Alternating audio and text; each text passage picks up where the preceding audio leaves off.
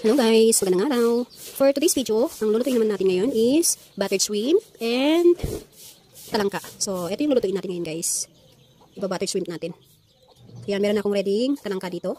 And then ang ating shrimp. Ayan. And then, meron na tayong ready ditong butter at saka itong hawang. So, tara guys, lutuin na natin. So, yun, nagpawinit na tayo ng kawali. So, ang gagawin ko guys is ilalagay ko na ang ating butter.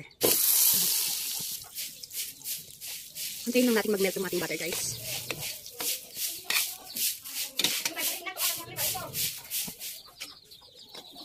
So ayan guys, butter ang una natin nalagay.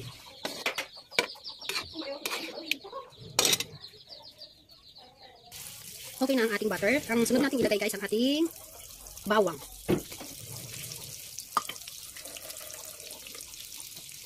Antayin din natin mag-golden brown ng ating bawang. Ayan, golden brown ng ating bawang. Ilalagay na natin ngayon yung ating shrimp o hipon. Yan guys, ito ang ating shrimp o hipon. Lalagay na natin. So, antayin natin mag-brown din ang ating hipon. So, golden brown ng ating shrimp guys. Hanguin muna natin at ilalagay natin ang ating... So, ito guys ang ating susunod, ang ating talangka. So, lagay na natin guys. Ayan. 5 pirasong talangka.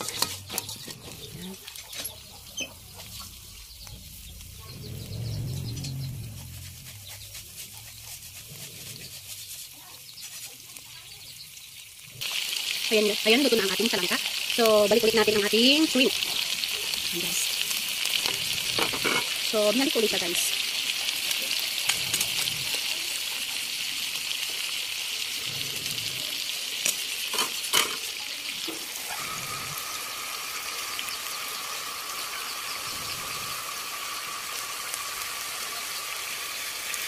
Lagyan na natin ng durog na paminta. So, durog na paminta, guys.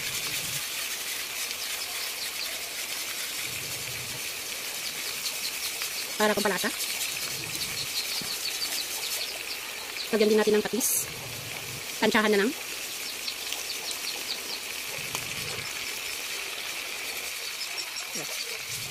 So, natin nalagay guys is ang ating mais.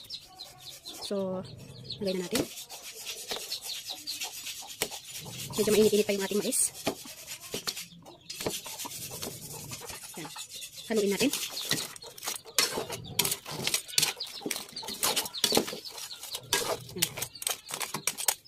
So, antayin lang natin uling kumulo.